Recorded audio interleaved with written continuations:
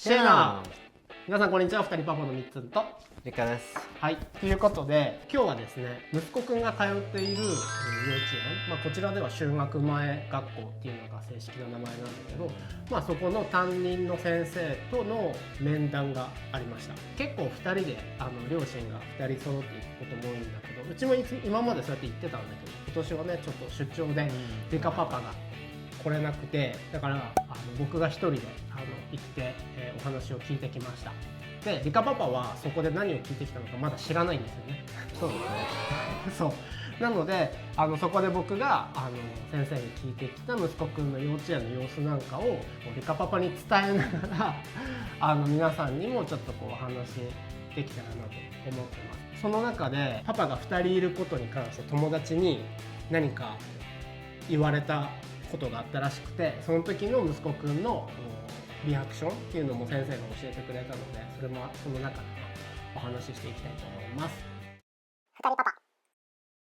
パさあ、ということでここ今ちょっと順番にお話ししていきたいなと思ってるんですけど、一番最初にね先生が言ってくれたのが、息子くんが自分のことをどうやって説明するか、どんな人間かっていうのをいつも聞いてくれてたみたいで、先生が言うには息子くんがこう言ってたっていうのがあるんですよ。面白いね。そう聞きたい。そう息子くんは自分で数学が得意だって言ってるらしい。あとはお家でホームワークヘムレクサもしてるんだよって言ってるらしい。やってますね。そうでそれプラスシュソーバレ。シュソーバレね。シュソーバレ、どういう意味？日本語で？日本語で。長く寝る？そう。お寝坊さんってことで。お寝坊さん。そう寝坊すけとか、寝坊する、朝なかなか起きれないみたいな、ちょっとネガティブなことかもしれないけど、ネガティブでもないけどね、本人もその自覚があるということらしいです。でもそれ以外にもトランポリンが上手だとか、最近はやっぱマインクラフトすごい好きだからマインクラフトで上手にやるよとか、人のことを助けるのが好きだって言ってるみたいな。そうですね。好きっていうか、自分はそれが上手だよ、ちゃんと他のことを手伝ったりするよ、助けるよっていうのも自分で言ってる。でも確かに言うよね。それいいこと。あとはマインクラフトは子供たちみんなマインクラフトの話はよくする。そうどうやって作るとか。そうやっぱ鉄がどうやって作るとか。ちょっとでもいいよね。頭の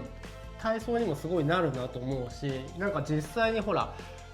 ツリーハウスみたいなの作ったじゃん。6歳でこんなできるんだと思って、結構僕自身びっくりしたけどね。うちの子がっていうより多分みんな割とそういう風らしいから、そうなんだと思って。結構いいデザインだよ。窓もちゃんとあるし、明るい。そうね。でもそれ以外にも、これは先生が言ってたことなんだけど、息子くんが言ってたことじゃなくてね、先生が言うには何かヘルプが必要な時っていうのはちゃんと言いに来てくれる。例えば絵を描きたいんだけど蛇を描くのが上手に描けないから手伝ってとか。ハルブセックス今外で隣の子と遊んでます。それが大体その普段の様子っていう話だったのかな。だからそういう普段の様子を教えてもらいました。さあ、ということで、じゃあ次はですね、もうすぐその0学年生フォシコールクラスっていうんですけど、学校と就学前学校の間ぐらいな8月から始まるんですね。そうなので、それについて聞いてみたと。すっごい楽しみにしてるんですってた。でも実際そうだよね。うちらと喋っててもそうだもんね。そうですね。幼稚園で一番仲いい友達と同じ学校に行けるっていうのがもう分かったから、学校に昼ご飯を食べに行った。先生たちと一緒にそういう話もあったね。そう見学に行ったっつってたね。そこの学校に行く子たちと幼稚園の先生で、そうだからすごい今楽しみにしてるみたいです。あとは通知表っていうわけではないんだけど、通知表っていうわけではないんだけど、そのコミュニケーションがちゃんと6歳の年齢に応じたことができるかみたいな、まあ、もちろんそれは個人差があるから絶対これができてなきゃいけないってわけではないけど、まあちゃんと自分の感情を表現できたりとか、あとはよく喋る、でも本当よく喋るよね、あの人ね。だからボキャブラリーもすごいたくさんあるし、ちゃんと自分の感情とか好きとか嫌いとかを表現できるっていうのはいいって言ってもらいました、あとはね、その先生が言ってたのは、その息子くんすっごいさファンタジーがすごい話をするでしょ、っていう話をうちでもそうなんですってことを言ったら、やっぱ先生がね言ってたのは、そのイマジネーションっていうのは問題解決能力を育むのにとても役に立つからすごいいいことですって言ってくれました、あ、そうか、そういう考え方があるんだと思って、なるほど、想像力っていうのがすごいやっぱり難しいことがあった時とかにも役に立つっていうことだと思うんだけど、どう思う？確かにそうだと思います。想像力が普通じゃない、なんかちょっといろいろやり方ができる。あ、そうだね、なんか問題があった時に観点がいろいろ持てた方がいいよね。そうですね、ポイントビューがね、前上だけではなくて、そうそうそう。で、あとは身体的なこと、ちゃんと走ったりとかバランスが取れるかとか、別に何か試験があるとかっていうわけじゃないけど、普段の様子を見てて先生がそれすごいちゃんと上手にできますよ、あとやりたいことと体っていうのがバランスよくコーディネートできてますよっていうふうに言ってもらいました、あとは道具、ハサミ使ったりとか工作するのもすごい上手だし、ボタンつけられますよとか、あ、そっか、確かにそういうところも見てくれてんだと思って、まあ、うちでもねやってるから。でもよく学校でそれピステルやってるでしょ。あとはパールとか、アイロンビーズっていうのかな、日本でいうのもよくやってるって教えてもらいました。で、あとはすごい社交的で誰にでも喋っていきますみたいな。でも実際さ、本当街とかでさ、特に自分が楽しい時、すっごい今からどっか楽しいトランポリンセンター行きますとか言ってすっごい楽しい時にこうやって歩いてると、全然知らないおじさんとかに知ってる、もう今からねトランポリンセンター行くんだよ僕みたいなことを突然喋り始めたりするからさ、みたいな、ちょっとこっちがちょっと恥ずかしくなったりするけど、まあでもその時だけではなくて、結構子供も大人もなんか喋り始める、結構シャイじゃない、そうだね、そうあとは僕がちょっといいよ、あくびして、結構ね、お疲れ、出張疲れ。僕がすごいなんか聞きたかったことが、やっぱり息子君帰ってきてさ、結構誰々と喧嘩したみたいな話するじゃん。そうですね。喧嘩って言っても殴り合いの喧嘩とかじゃないけど、やっぱ言い合いとか、あとなんかおもちゃの取り合いしてすごい面白くなかったとか、あの子のことあんまり好きじゃないとか言うから、それを先生に聞いてみたんだけど、いや、まあもちろんそれはあるよねって言って、でも彼の動きを見てると、まずは最初はちゃんと話をして相手とどうにかしようとするけど、それがどうにもならないからちょっとこう怒るみたいな、ことがあるっていうのは言ってました。でもなんかすごい僕が印象的だったのは、その先生の言葉で It's okay to get angry、なんか怒ってもいいんだよっていう、なんかその怒ることがなんかダメっていうんじゃなくて、まあ怒るその感情っていうのはちゃんと認めてあげるようにしてますみたいな、そうなんだと思って、やっぱ家だとさ、俺とかだともういちいち怒らないでよとかって言いがちなんだけど、そこはちゃんとこう認めてあげて先生たちは対応するみたいで、多分日本の幼稚園も多分最近ではそうだと思うんだけど、前にコメントとかもらった時に、でもなんかどうやってじゃあそういう時対応しても、どういうふうに対応するんですかって聞いたの。そしたらとりあえずそのトラブルになった2人を一旦ちょっと話して、それぞれの先生がついて話を聞いて、でその後それでどっちがいいとか悪いとかそういうジャッジはせずに、そういう気持ちがあるんだねっていうことを聞いてあげるぐらいかなみたいな。であとクールダウンさせる、でそのエモーション、感情を一回こう溶かすっていうかリラックスさせるっていうのが一番最初にしてますみたいな。そうですね。なんかこれも聞いた話、なんかフラストレーションは何ある？なんかそれを聞いて、なんかでもあんまり誰のせいであるとか、なんかそれはあんまり大切じゃない。どういうなんか How do you feel？そうだね。それを先生が言ってて、そうでその後に聞くのがなぜそう思ったのとか、なぜそういう感じたのっていうのを聞くんだって。でそれでなんかそういうのがあんまりたくさんよくあったりとかすると、たまにサムリングって言ってそのあとすぐとかじゃなくて、次の日とかその次の日とかでみんなでこう座って話す時間とかがあるんだって。でそこでみんなでこういう風にこういうことがあったんだけどみんなどう思うみたいな話をみんなで話すんだって。だからしかもそれが誰が悪いとかっていう話を決めるわけではなくて、どうやったらそういう喧嘩っぽくない、そういう雰囲気はあんまりやっぱでも好きじゃないよねみんな。じゃあそういうのがにならないためにはどうすればいいかなみたいな話をみんなで話す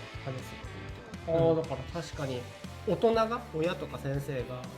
なんか答えを与えないっていうのはすごいなって思った。なかなか家だとできないけど忙しかったりすると、でもそういう風に先生とかがうまくやってくれるっていうのは本当にありがたいなって思ったりしてます。ぬいぐるみとか人形を使うって言ってた。こっちのバナナくんとこっちのバナナくんが2人パパ、例えばこれそうなんかシアターのメソッドみたいで、こっちのバナナくんとこっちのバナナくんが喧嘩になりました。でもこっちのバナナくんはこのシールがついてるけどこっちのバナナくんはシールがついてないから、こっちのバナナくんはこのシールが欲しかった。これ勝手に僕が作ってるけどでもこれのシールを取っちゃったけどどうするみたいな、なんかそういう感じでそのモデルを作ってみんなで話し合うんだって。その話し合う時にそうすると自分のこととなるとやっぱりいいとか悪いとかイエスとかノーとかやりたいやりたくないっていうのが入ってきちゃうけど、そういうなんかこうモデルがいると冷静に俯瞰していろんなことを考える時間ができるから、そういう風にしてますみたいなことを言ってたから、あすごいいいなと思って。そうですね。そうですね。やりたいなと思ってます僕自身。あとはなんかうちの担任さっき3人いるって言ったんだけどクラスに、そのうちの2人とあと他のクラスの先生1人が賞を取ったらしいのね。あるその教育メソッド、幼児教育のメソッドを使って実践して、なんかすごいそういうのをなんかプレゼンかなんかしたのかな。でなんかすごい賞をもらったっていうのを聞いてて、ちょうどその面談の前に面談の、ね、数日前にそれちょうどアナウンスがあったので、この先生に直接聞いてみてどういうやつなんですかみたいな。でなんかそれがそのエーベンチュールペダゴギスって言って、前聞いたことある先生たちからそういう専門のメソッドがあるらしい。なんかその森の中とかに行ってなんかこうゲートがあるんだって入り口が。でただのこう枠なんだけどフレームだけなんだけど、なんかそこを通るともう違う世界が広がってるんだって。でそうでそこにみんなで入っていってこう冒険が始まるんだって。でその中にこう例えばアルファベットの紙みたいなのが置いてあってそれを探していくとか、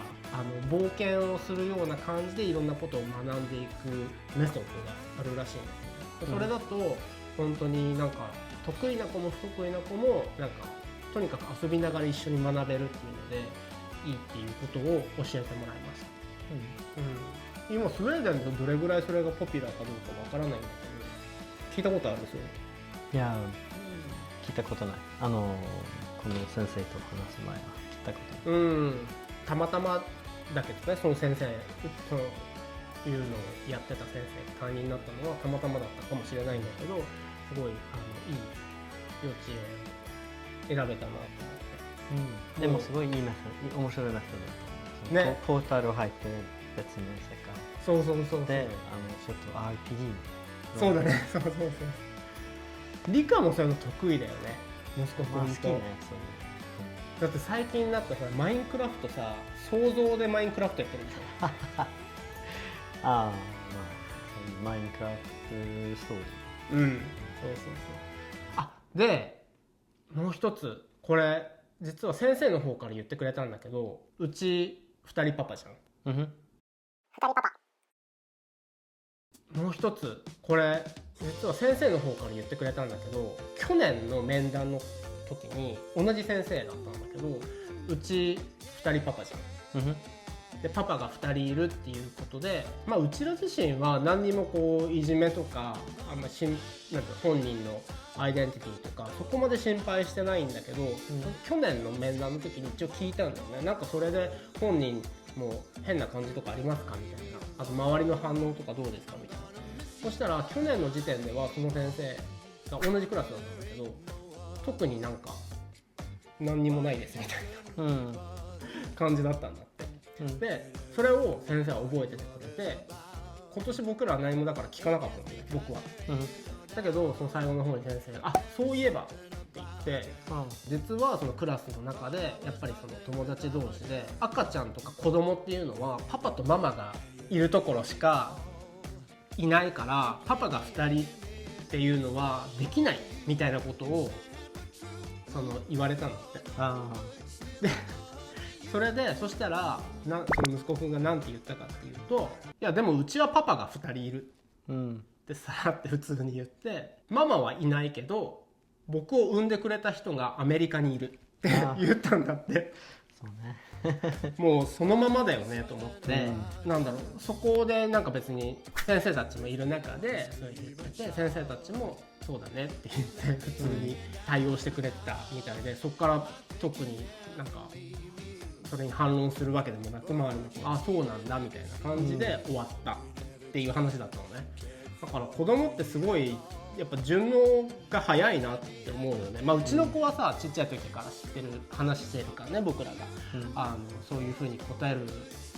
ていうことに僕ら自身も驚かないけど、周りの子もそういう聞いてもあそうなんだっていう感じなんだなって。もちろん幼稚園でもさ、パパが2人いる絵本とか読んでるのを知ってるから、そういうなんかこうちっちゃいことの積み重ねなのかもしれないけど、まあでもよかったね。なんか自分でそういう説明ができる。そうだね。ちゃんとそれを分かっていて理解をして自分でそれを伝えられるっていうのは